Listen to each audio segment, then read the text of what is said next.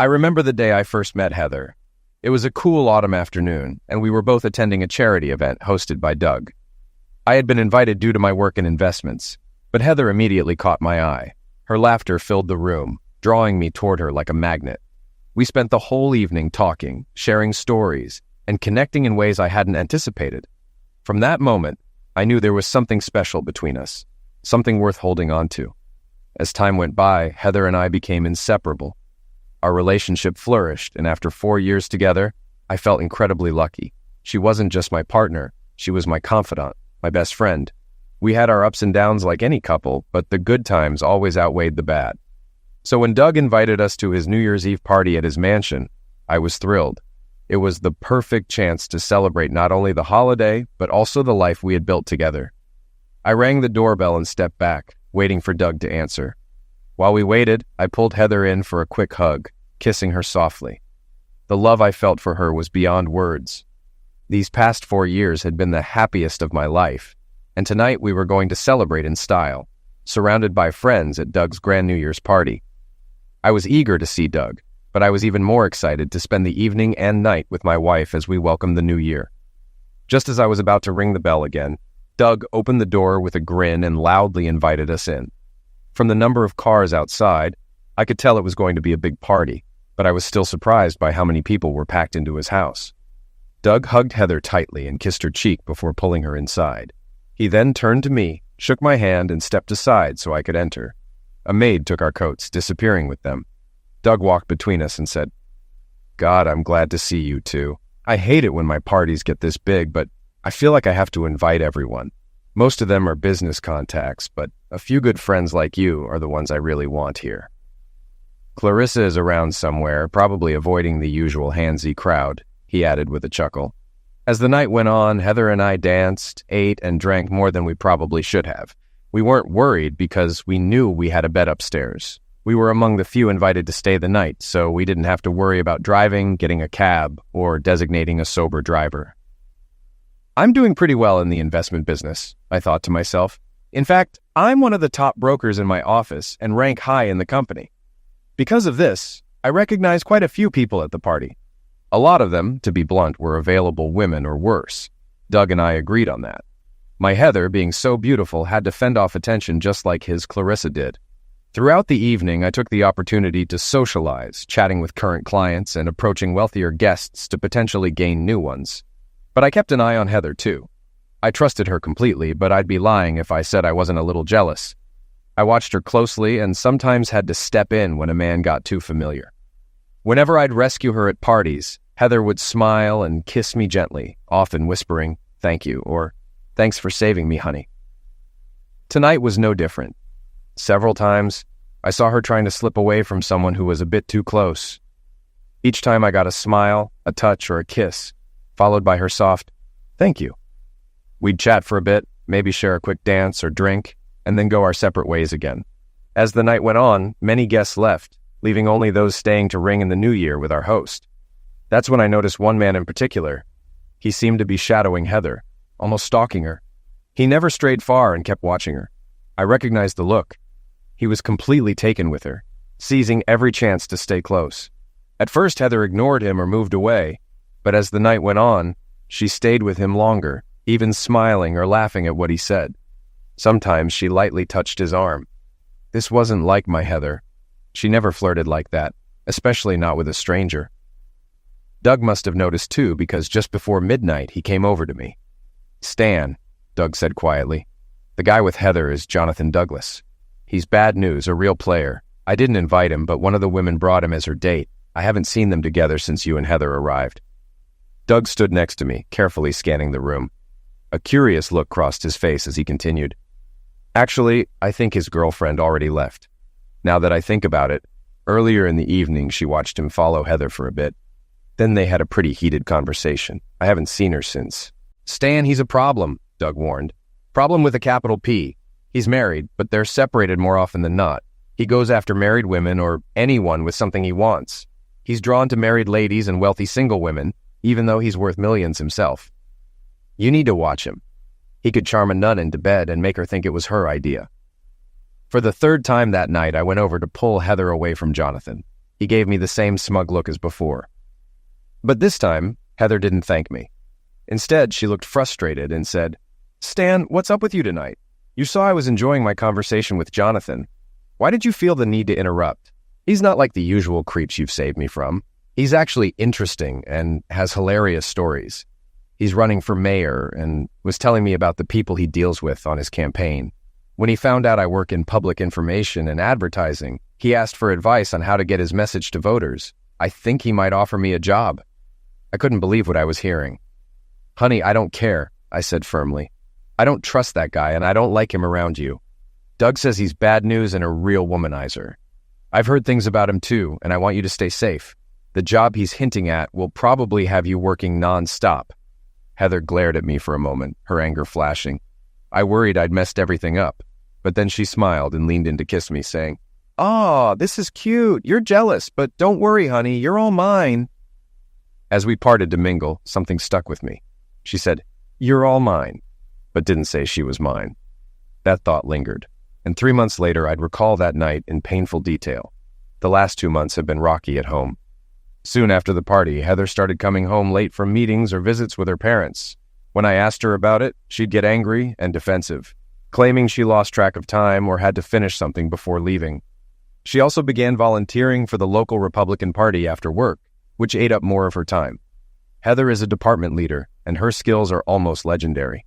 She became a volunteer office manager for the local campaign, cleaning up chaos and gaining popularity.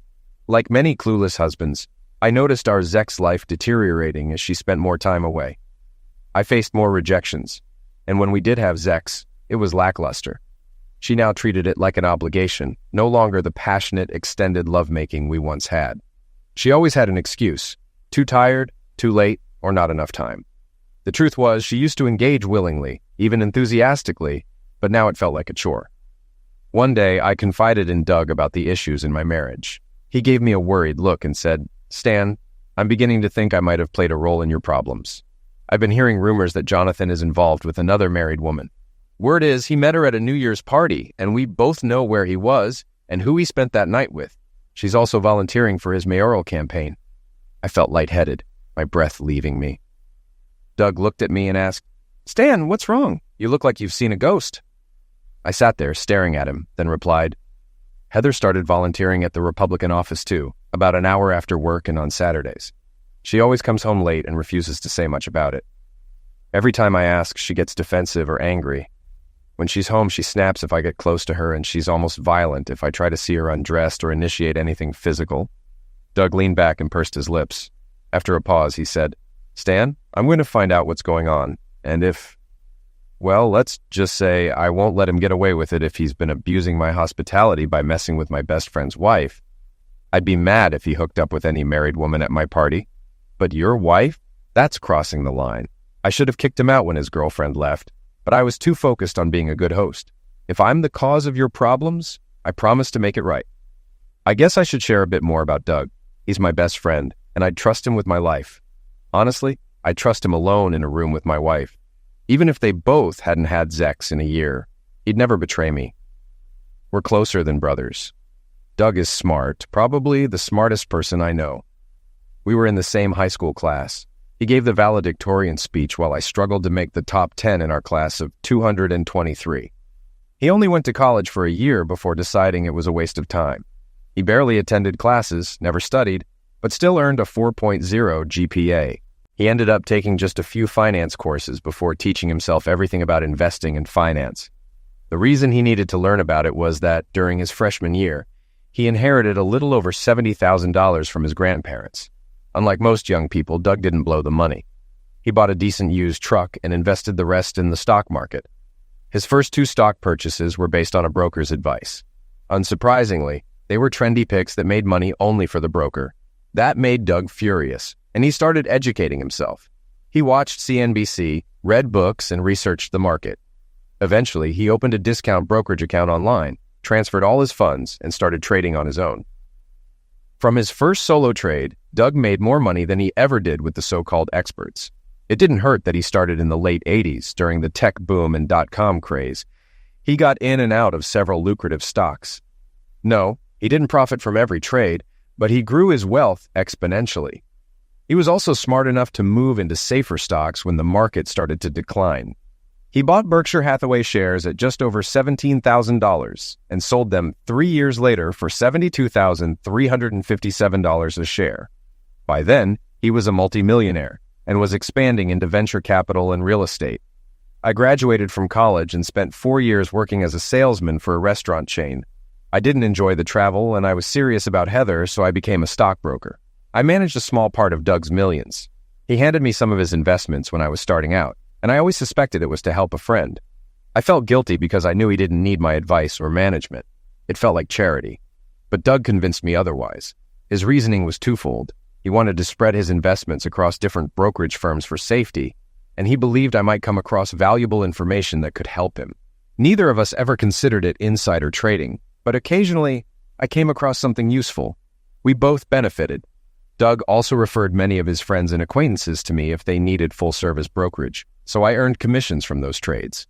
Doug didn't work for anyone else. He worked 8 to 10 hours a day for himself, researching stocks and managing his investments. He lived well and tried to bring Heather and me into his social circle. We attended countless charity events with him, often at his expense. Occasionally, I'd cover the costs since I had an expense account as a broker. Doug and I also went to political meetings and socialized with influential people. We never missed a Friday night party at Doug's house. After Doug and I talked, we had plans to attend a $500 a plate political rally with him and his girlfriend. As usual, Doug treated Heather and me.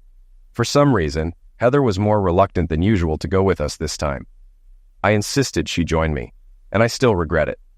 Our marriage was already heading toward disaster, especially after Doug's investigators gave me their report on Heather. But that dinner marked the real beginning of the end.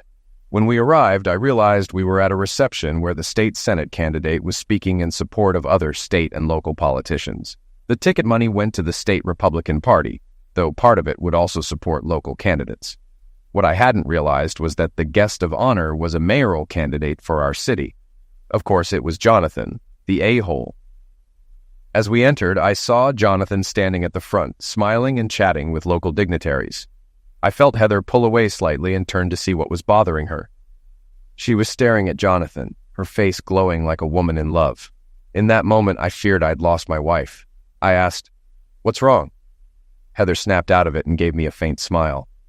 "Sorry, dear. I just didn't realize who this dinner was for." She looked so guilty that I doubted her, but I didn't say anything. She had to have known Jonathan would be there since she was working part-time at the campaign office. Now it made sense why she was so hesitant to come. I glanced over at Doug and saw he had noticed our exchange. He turned to glare at Jonathan before putting on a smile and guiding Heather to a chair. He pulled it out for her, then sat Clarissa down next to him on his left. As I walked by, Doug called out to me, "Sorry, Stan. I didn't realize he was part of the group benefiting from our generosity. When he invited you, I saw her reaction. Buddy, I hope I'm wrong, but I've got a meeting with a friend on Monday I want you to join. How about lunch around 11:30? After finishing her meal, Heather excused herself to go to the restroom. I noticed that as she stood up, Jonathan also got up and left through a different door. I hesitated for a moment, thinking about following him, but Doug placed his hand on my shoulder and said, "No, Stan, it's already being handled. And if it's true, it's too late anyway. Just wait until Monday. Please." Later that evening, I lost track of Heather again and went searching for her. When I came back from the bathroom, I snuck onto the stage and hid behind the curtain. I could hear soft moans and hushed voices. One of them was unmistakably Heather's. I felt a surge of anger and moved toward the voices, but tripped over a rope, causing some noise. I heard Heather whisper, "Oh no, someone's coming. I need to leave. Honey, it won't help if we get caught. I'll see you at the office. I love you." I heard a quick kiss, then hurried footsteps moving away. I followed, but was too late to see anything, just assuming it was Heather and Jonathan. As I walked back, I ran into Doug in the hallway. His face was dark with anger. He grabbed me and made me stop. "Damn it, Stan," he said. "I told you to leave it alone. We need to gather information before you do something rash. If she is cheating, and I think she is, we need proof. That way you can get the best deal in a divorce if that's where this heads. The way you're acting, you're only going to get screwed over by the legal system." After calming me down a bit, Doug continued, "I saw them rushing down the other corridor. They stopped at a classroom door, and she looked around for you. When she didn't see you, she got scared and told him she thought you were trying to find them. Now she's even more suspicious, and it'll be harder to get the truth. When we returned to the table, we played it cool. We made sure Heather and others saw us laughing and passing a pocket flask.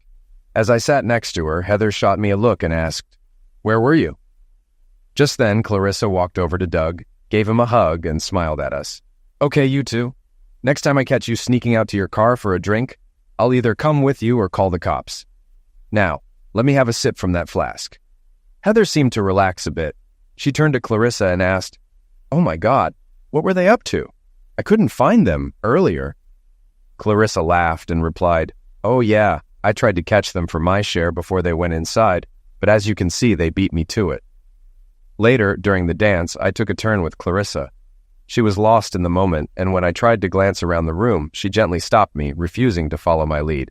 She kissed me on the cheek and said, "No, Stan, you don't want to look right now. Just dance with me and try to enjoy the evening. I know what you're going through, and it's only going to get worse. But remember, Doug and I are here for you, always."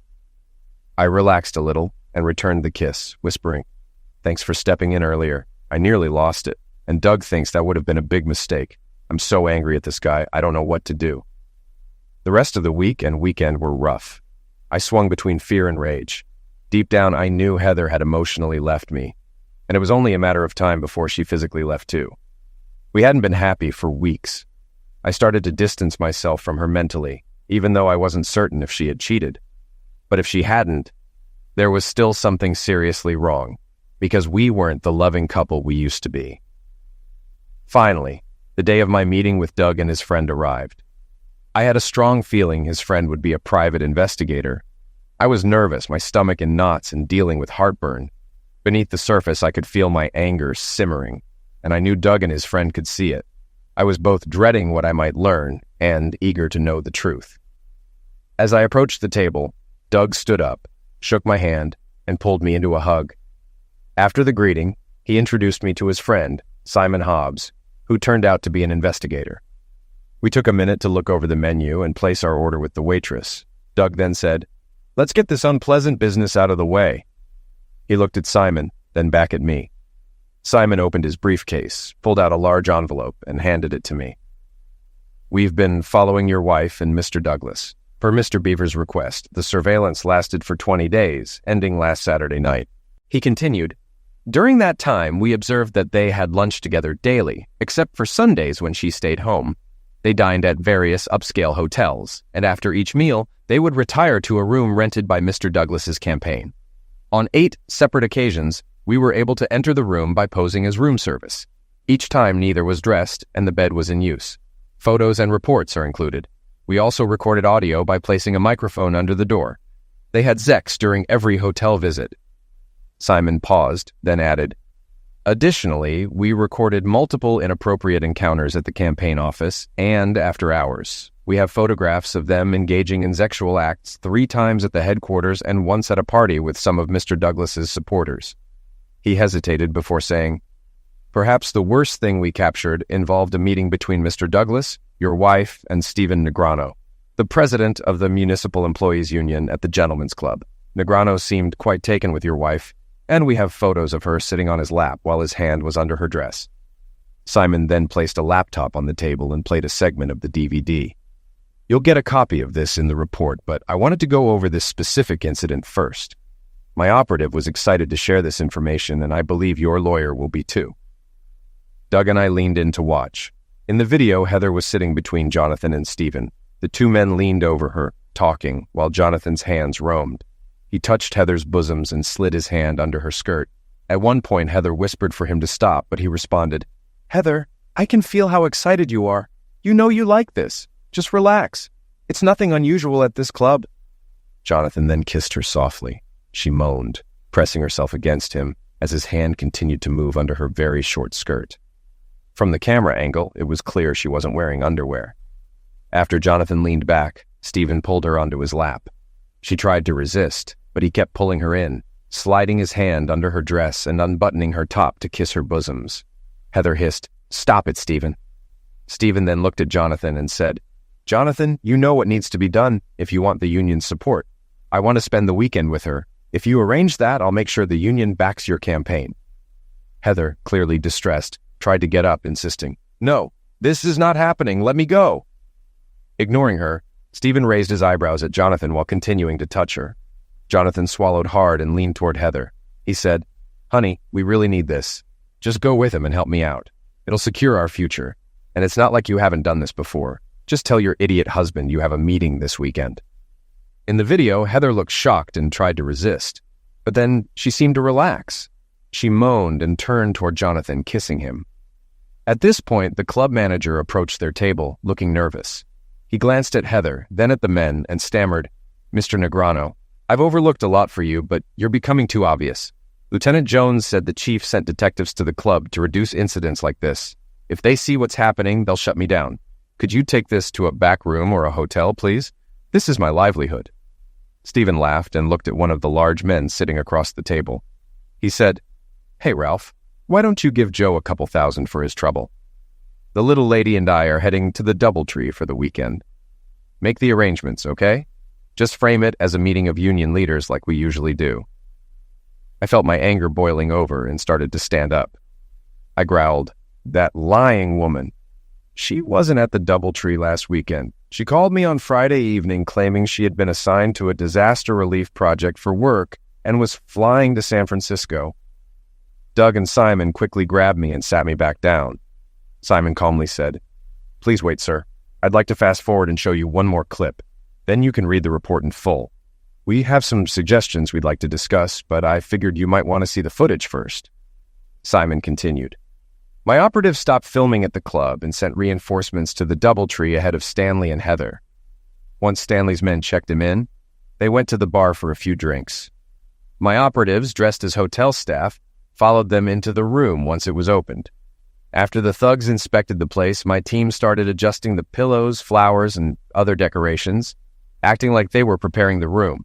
Simon smiled slightly and added, "One of the senior managers even sent an assistant downstairs for fresh flowers and more champagne, giving my operatives extra time to place hidden cameras and microphones in the main room and both bedrooms." He continued, "By the time your wife and Stanley returned to the room, they were both drunk. The cameras captured everything. I'll play some of the key footage." Simon started playing the DVD on his small computer. The video showed Heather and Stanley entering the hotel room and shutting the door. Stanley immediately leaned in to kiss her. Then with a growl, he tore her blouse open, buttons flying everywhere. He yanked it off her shoulders as Heather unzipped and let her skirt fall to the floor. Since she wasn't wearing any underwear, she was left completely undressed. She stepped out of her shoes, took Stanley's hand, giggling as she led him into the master bedroom with the king-sized bed. The footage showed Heather undressing Stanley and pushing him back onto the bed. After several minutes, another man appeared in the frame. Stanley looked up at him and smiled. The man was the city services director.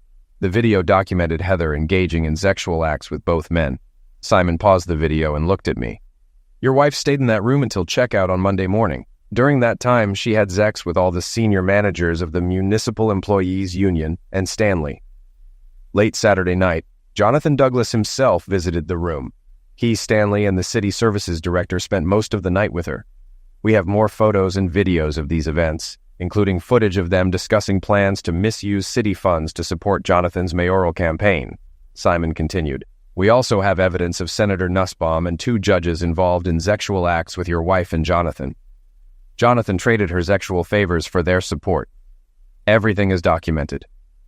He paused before saying, "At the campaign dinner where you tried to catch them, Jonathan and your wife were planning to have sex on stage. He had already pulled her dress down below her bosoms and removed her underwear. He was about to start when she heard you and made him stop. That's when they ran. We have photos of that as well. It's probably best you didn't cause a scene, as the photos could have made things worse for you." Simon handed me a copy of the full report. "We can provide this to your lawyer if you wish. Our investigation fees include any local court testimony, should it be necessary. I'd also recommend we continue monitoring for potential criminal charges.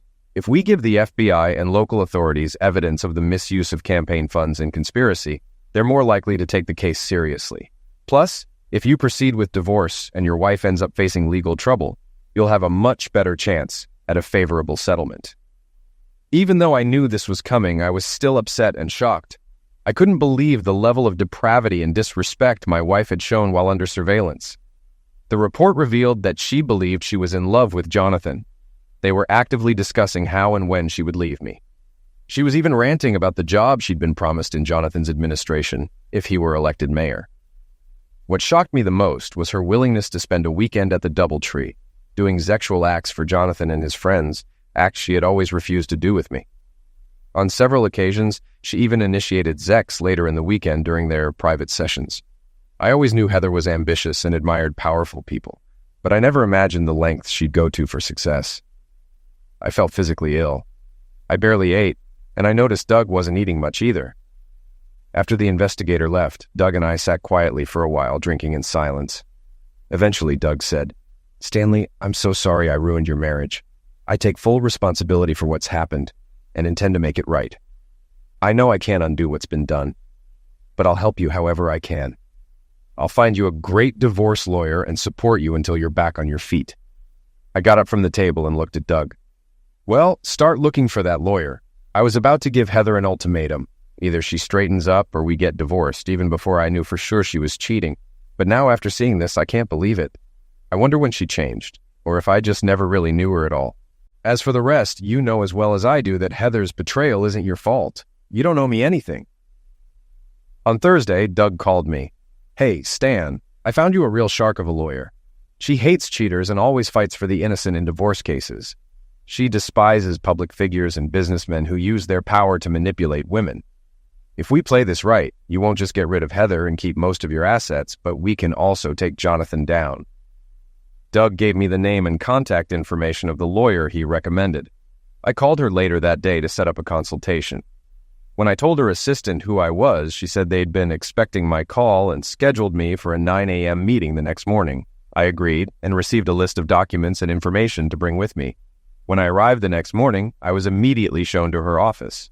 I was impressed with my new lawyer, and we quickly got into a conversation about my goals for the divorce. I told her, "I want to dissolve this marriage and keep all our property, though I know that's unlikely.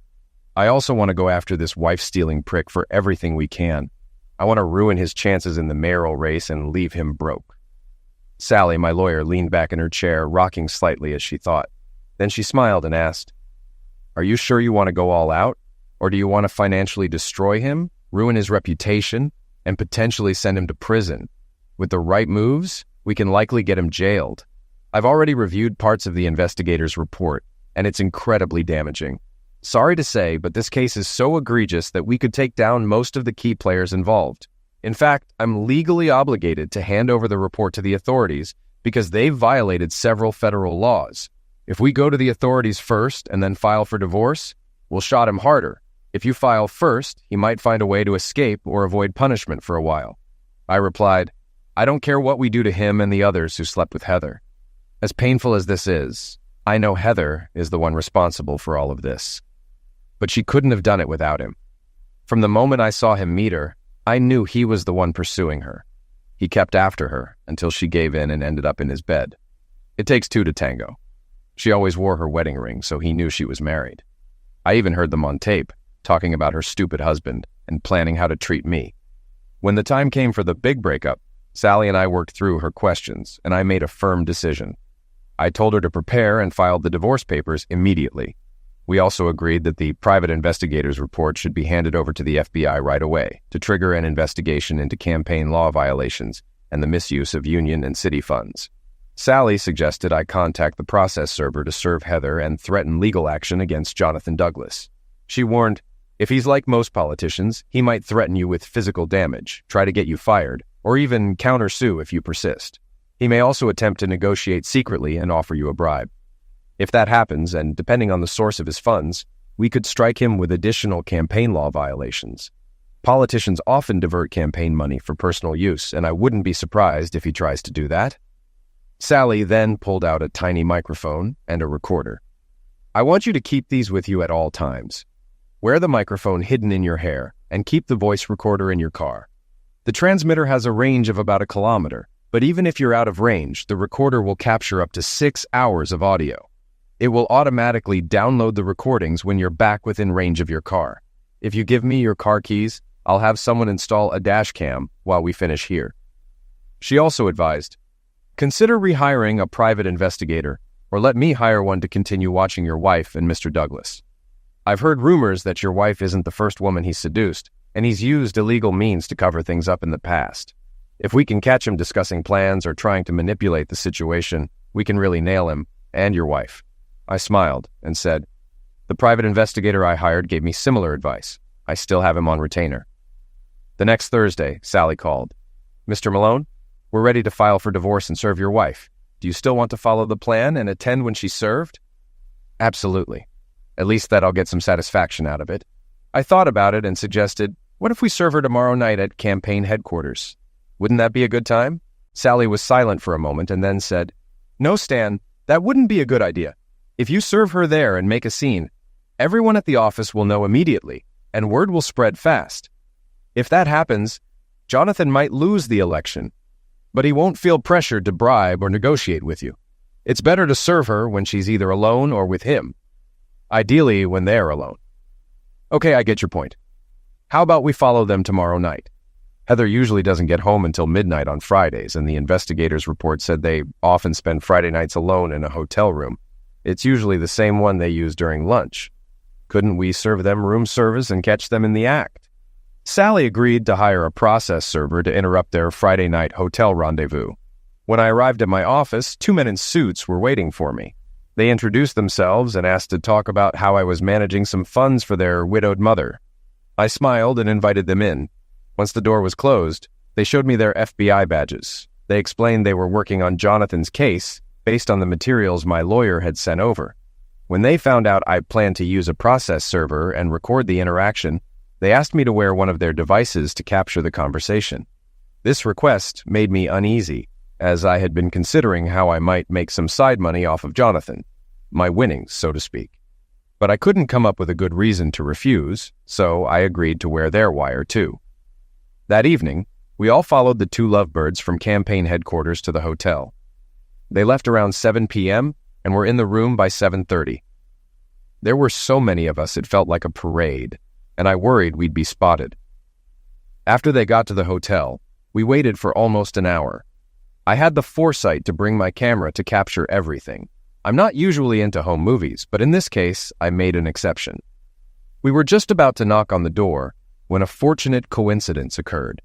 The elevator doors opened, and a room service waiter came out, pushing a cart full of dishes. He walked toward the room and gave us a questioning look. I smiled, pointed at the door, and said, "Go ahead, be our guest. We didn't mean to interrupt Mr. Douglas's dinner. We'll just step aside for a moment." The waiter smiled and said, "No problem." He knocked on the door, and when Jonathan asked who it was, the waiter replied, "Room service." The door opened, and the waiter entered.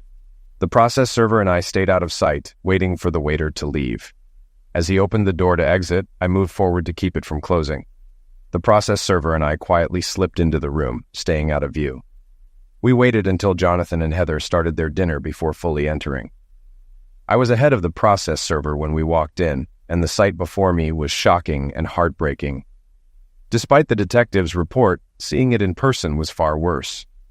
Heather and Jonathan were completely undressed, sitting at a table with their meal laid out. They had ordered appetizers, dessert, and wine. Heather was sitting on Jonathan's lap, her back to him, as they fed each other while having sex. They looked completely lost in their own world, kissing tenderly as they enjoyed each other's company. I began filming as we turned the corner. Finally, I gave the process server a nod and he stepped forward. He asked, "Are you Jonathan Douglas and Heather Malone?" Heather screamed, jumped off Jonathan's lap, and ran to the bed, grabbing a hotel robe to cover herself. Jonathan cursed and stood up angrily. He growled, "Yeah, I'm Jonathan. Get the hell out of my room. How did you even get in here?" The process server replied calmly, "The room service waiter let us in. Didn't you hear us ask if we could enter? I thought you invited us." He then walked further into the room and handed Heather the divorce papers, saying, "You've been served." I stepped forward, and Heather finally noticed me. "Stan, damn you, what are you doing here? And what's all this talk about divorce? If you don't stop this nonsense, I'll ruin you. You'll have nothing, and I'll take everything." I looked at her calmly and said, "No, Heather, you won't. In fact, if you know what's good for you, you'll sign the papers and accept my terms. When I'm done with you, I'll deal with your lover. I'm filing a lawsuit against him for mental cruelty and alienation of affection. Luckily, we live in a state where those lawsuits are still allowed. This could also hurt his election chances.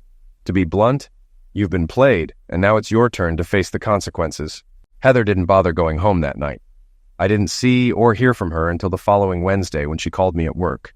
She didn't apologize or make small talk. As soon as I answered, she said, "Jonathan and I want to meet with you to settle this mess. We've booked a conference room at the hotel for tonight. Be there at 7. She didn't ask if I could come. She simply commanded it. I called Sally and told her about the call, then contacted my FBI contact. Sally insisted I go, and both she and the FBI would be there to support me in case things went sideways. When I arrived at the hotel, I asked the receptionist where the meeting was and was led down a hallway to a small conference room. A large man stood guard at the door. As I tried to enter, he stopped me. "There's a private meeting going on, sir," he said. "I know," I replied. "I'm Stan Malone, and I'm supposed to be here." After checking my ID, the guard knocked on the door. The door opened slightly, and he said, "Mr. Malone is here, sir." I couldn't hear the response, but the door closed again. The guard turned to me and said, "I'll need to search you, sir. Please empty your pockets into this tray." I emptied my pockets, and he patted me down. I was getting irritated and asked why I was being searched. The guard smirked and said, "Well, sir, political figures have been known to attract assassins, and Mr. Douglas doesn't want to take any risks." I suspected they were really searching for a wire or recording device, but didn't question it further. Fortunately, I had hidden the tiny transmitters in my long hair, glued to my head. After the search, I waited another 5 minutes before they finally opened the door and allowed me into the conference room. When I walked into the room, I saw Heather sitting at the table, looking directly at me. She looked guilty, her face and chest flushed. When she shifted in her seat, I realized she wasn't wearing any underwear. Then I glanced at Jonathan, and I nearly lost control. His eyes were gleaming, and he had a smug grin on his face, clearly gloating about having just slept with my wife. The meeting went exactly as Sally and I had anticipated. Jonathan started by threatening to get me fired from my job, and then he escalated to threats of physical damage unless I gave Heather a better deal and dropped my plans to sue him and his campaign. I leaned back in my chair and calmly said, "Listen, I know you and your cronies might be able to damage or even eliminate me, but that won't save you. I've taken precautions.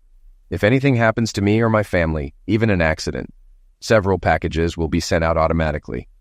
You know as well as I do that not all media can be controlled, and some will publish the information, especially if I'm seriously hurt or eliminated. You'll be finished." I watched Jonathan's face fill with anger, and I saw that familiar tension in Heather's expression that meant she was furious. Smiling, I continued, "I know exactly what you were doing before I walked in here, and I have photos of you doing it several times before. In fact, I have photos and recordings from your meeting last week with union leaders and senior city officials at the hotel. Do you really think they'll thank you for dragging them into this mess? If anything happens to me, the paperwork being mailed out will expose them, Heather and you. Some of these people, let's just say, aren't ones you want to cross." Heather glared at me, while Jonathan, looking a bit sick, tried to maintain his composure. He snapped, "You heard what I said.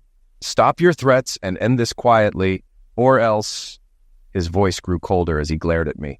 "Now get out of my room!" I smiled and leaned forward. "You know, Jonathan, I might reconsider everything if I were confident in a fair divorce settlement from my wife," I said calmly. "But if this town's idiots elect you, they'll get what they deserve." I stood up, maintaining eye contact with Jonathan until he looked uneasy. I could tell it took all his effort not to look away. I chuckled softly and turned toward the door. Before leaving, I glanced back and said, "Oh, by the way, Jonathan, things are going to get very uncomfortable for you soon." Without waiting for a response, I walked out. When I got home, I found my private investigator waiting in the driveway with the FBI agent. They were ready to debrief me. After removing their microphones and packing up the equipment, the investigator smiled and said, "We got it all. After you left, Jonathan ordered his people to put you under surveillance and dig up anything they could use against you. You really rattled him." 3 days later, I followed up with Sally about the divorce. After some discussion, I brought up Jonathan. "Sally, I'm done waiting for this idiot. I told him and Heather what it would take for me to walk away, and they're still blocking me. Let's get aggressive. File the lawsuit against Jonathan. I think we should go for $10 million in damages." Sally paused to consider, then said, "Let's do it. That'll definitely get his attention and make headlines." As I left Sally's office and got into my car, I noticed one of Jonathan's thugs following me. He stepped back, grabbed his phone, and started gesturing wildly while talking. He must have overheard my conversation about the lawsuit. That evening, Jonathan called me, his voice filled with controlled fury. "Listen, idiot," he began, trying to sound calm. "Heather and I talked about the meeting, and we've decided to give you some of what you want. She'll sign the divorce papers without any changes, and she'll walk away with only her personal assets and quit her job. As for me, I'm willing to settle out of court. I'll make sure there's a voluntary settlement agreement if you promise to keep quiet about all this." I couldn't help but laugh. "Jonathan, I can promise you that I won't be the one to leak anything. But I can't control what others might do. There are probably hundreds of people who know by now that you're sleeping with my wife." There was a tense silence on the other end before Jonathan spoke again, frustrated. "Fine. I'll offer you $1 million, no questions asked, if you sign a non-disclosure agreement. Heather will hand over the signed divorce papers with your proposed terms." I shook my head, amused. "Jonathan, I just told my lawyer to file a $10 million lawsuit. You'll have to offer a lot more than $1 million to make me drop it. Heck, I could probably make more than that from book and movie deals about this story." Jonathan cursed under his breath before speaking again. "Okay, $1.7 million. That's my final offer. I'll find a way to cover it in the campaign books, but that's the best I can do." "All right, Jonathan, but you better act fast. I won't stop my lawyer until I see the money in my bank account. Here's a Cayman Islands account number." What I didn't tell him was that the account was set up in his name using his address. I hoped federal investigators would find it and trace the money from his campaign. Once the funds arrived, I planned to transfer them immediately to make sure they couldn't be taken back. Later that evening, my doorbell rang. The same guy who guarded the door during my meeting with Jonathan and Heather stood there, holding a clipboard with a one-page legal document. "Mr. Douglas asked me to bring this for your signature," he said. I glanced at it and smirked. "Looks fine, but I need my lawyer to review it first." The man frowned. "I shouldn't leave without it." I sighed and shut the door. In my office, I called Sally, explained the situation, and she agreed to come over. After an hour, she smiled after reviewing the papers and told me to sign. 3 days later, I found $1.7 million in the Cayman Islands account. That same day, my lawyer informed me Heather had signed the uncontested divorce papers, which were filed and would be final in 30 days. I quickly transferred the money internationally, moving it between banks under a fictitious name in case Jonathan tried to get it.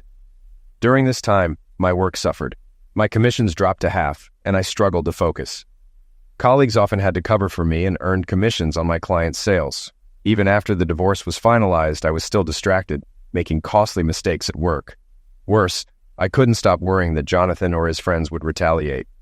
One night, the doorbell rang after 9 p.m. Heather stood there crying with a fresh bruise on her face. "Stan," she whispered, "can I talk to you?" I almost shut the door but hesitated. I let her in, leading her to my office. She sat, still crying, then finally spoke. "Stan, I know it's too late, but I wanted to apologize. I realized what a huge mistake I made. Jonathan knew exactly how to manipulate me. I fell for him, and the job he promised after the election made me lose sight of us." Her sobs intensified. "I was furious with you on New Year's Eve when you tried to separate us. I was already late when you pulled me away from Jonathan. He had convinced me to sleep with him less than 3 hours after we met. I'm so sorry." Heather's voice trembled as she described how, after just a few weeks of sneaking around, she became convinced she had to fully support Jonathan. He promised to leave his wife and marry her after the election, claiming it would hurt his campaign to do it sooner. She got caught up in the dream of being a mayor's wife, and maybe even a senator's or governor's, losing touch with reality. That evening, she found Jonathan with a young campaign volunteer. "You were right, Stan," she said bitterly. "He fed her the same lies he told me. When I confronted him, he laughed and said, 'What makes you think I'd marry an old strumpet like you, especially one with a history of cheating and sleeping around?' She angrily wiped her tears and added, 'He said if I behaved, I could stay as his social secretary and entertain his important friends like before.' Sobbing, she continued, 'I slapped him and he punched me. He's ruined everything, Stan.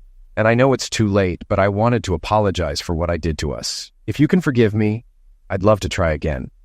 She gave me a hopeful, regretful look, kissed me on the cheek, and left. I watched her car speed off and sighed, wishing she'd realized all this before everything fell apart. In the days that followed, I couldn't bear to stay in the house. The memories were too painful. I listed it for sale and hired an agent to help me find a new place, somewhere free of the past. I brought in movers and a crew to clean up. Occasionally, I called Doug or Sally for updates. They told me the feds had taken over the investigation, suspecting corruption in the local police. They agreed to keep my name out of it unless absolutely necessary, and Sally reassured me the feds had enough evidence to honor that agreement. About 6 weeks later, I woke up to news that the feds had arrested everyone involved in Jonathan's scheme. They were charged with corruption, campaign violations, and racketeering. Jonathan was arrested for misusing funds and selling promises of future appointments. Surprisingly, or not, Heather was also arrested for her role.